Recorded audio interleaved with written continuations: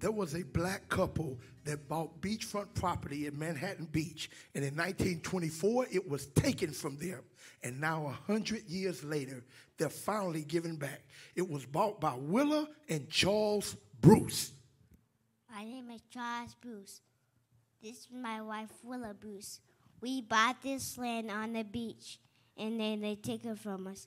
And then 100 days later, we got it back. Ain't that right, Willa? Yes, it is, Charles. We forgot one thing. It was me. I bought that land. Come on, Willa. Bonjour, comment allez-vous? I'm sorry. I had to learn French to apply for aviation school in France. Can you believe no aviation school in all of the United States would accept my application because I was both black and a woman? But I didn't let that stop me. I finally got accepted to the Coldridge Brothers School of Aviation in France. I became the first black woman in the world to earn my aviation license. I became famous for performing tricks like the loop-de-loop and the figure eight in the sky. I refused to perform at places that were segregated or discriminated against black people. I went on to encourage other black men and women to become pilots as well. I am Bessie Coleman, and I am Black History. During my meeting with Mahatma Gandhi, he said to me that maybe through blacks that the message of nonviolence would be delivered to the world.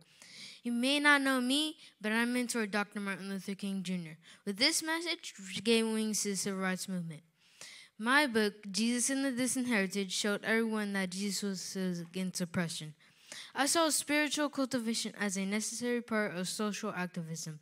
I was the first pastor to co-found a multiracial church in the United States. My famous quote is, "Don't ask what the world needs, ask what makes you come alive, and go do it. Because what the world needs are people who have come alive." I'm Howard Washington Thurman, and I'm Black History.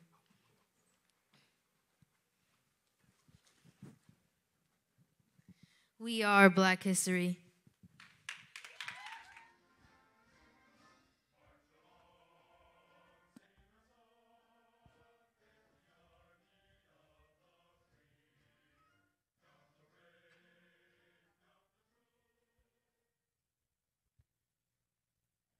Valor, service, courage. Against all odds and overcoming prejudice, I rose to become the nation's first black military attaché and highest-ranking black commanding officer in the U.S. Army. After 30 years, I medically retired and was promoted to colonel in recognition of my distinguished Army service. Southern senators didn't want white people to serve under me, so they wouldn't let me come out of retirement despite my proven fitness ability. Although, I remained on the list of active duty officers and continued to serve and train other officers. Not bad for someone born into slavery. My name is Charles Young, and I am Black History.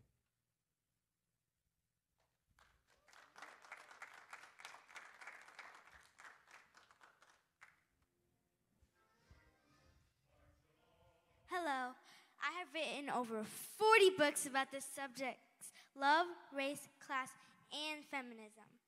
I grew up in a segregated community in the South. I started my first book, Ain't I Woman, at age 19, which helped push feminism to include the voices of black and working class women. My books help black women everywhere to feel seen by providing the right languages to their experience. I spent my life being the voice a black woman deserved to have. I am Gloria Jean Watkins, also known as Bell Hooks, and I am Black History. Yeah, I did that. I was a poet, professor, journalist, and debate coach for the historic black college, Wiley College. Thank you, Bell. Others know me as radical. I fought for freedom and can proudly say that I encourage the lives of so many courageous leaders of the modern civil rights movement. I was even threatened with being lynched if I didn't leave town. But let me tell y'all something. I didn't care. For centuries, Caucasians were led to believe that their superiority lied in their brain power. But see, that view was forever changed with the numerous victories of my debate team, the great debaters. I am Melvin B. Tolson, and I am Black History.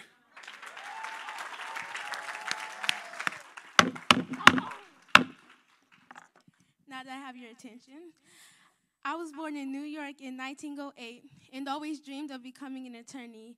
I persevered through racism and social isolation while still managing to graduate top of my class in college, earning my bachelor's degree. I then attended Yale Law School, still being mistreated because of the color of my skin. Yet, nonetheless, I graduated and became the first African-American woman to earn a law degree from Yale. Not only did I become a trailblazing attorney, but went on to become the first African-American female judge in the United States of America. My name is Jane Bolin, and I am Black History. Wow. You say you don't want to tell me how to live my life? So what do you think you've been doing? You telling me what rights I've got and haven't got? What I owe you for what you've done for me? Let me tell you something. I owe you nothing. If you carried that bag a million miles, you did what you were supposed to do. Because you brought me into this world. And from that day, you've owed me everything you ever do for me. Like I will owe my son if I ever have another. But you don't own me. You can't tell me when or where I'm out of line or try to get me to live my life according to your rules.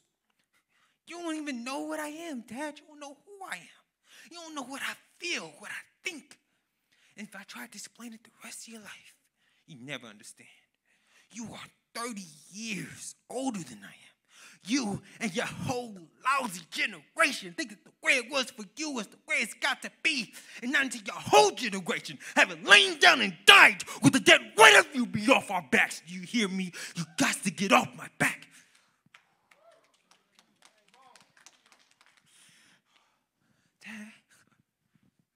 Dad, you're my father. I'm your son. I love you. I always have and always will. But you see yourself as a colored man. I see myself as a man.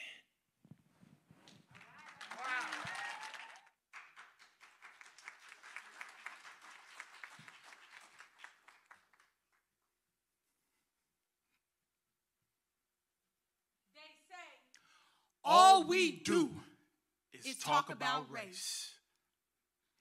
Well, it's all I ever known.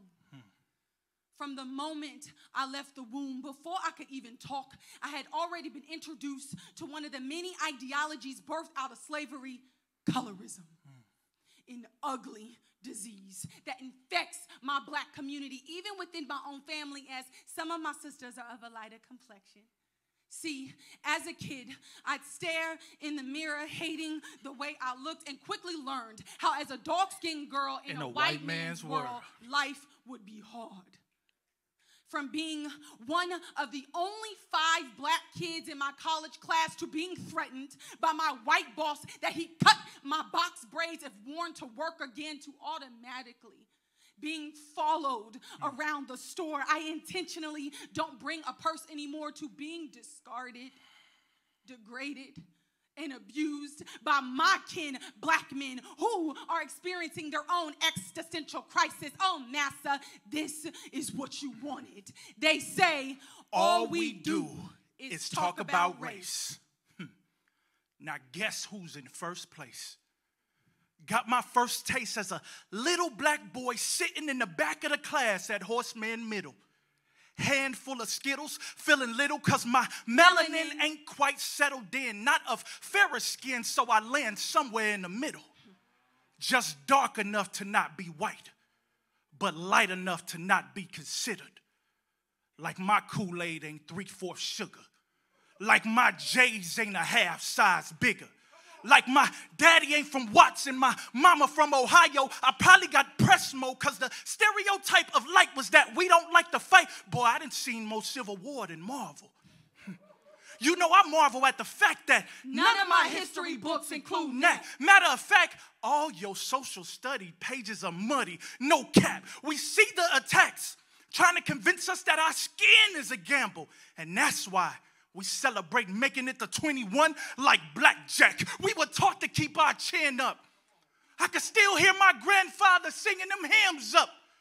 But the colder reality is, even when the culture feel like you don't blend up, your lighter complexion never stop 5-0 from getting you hemmed up, officer.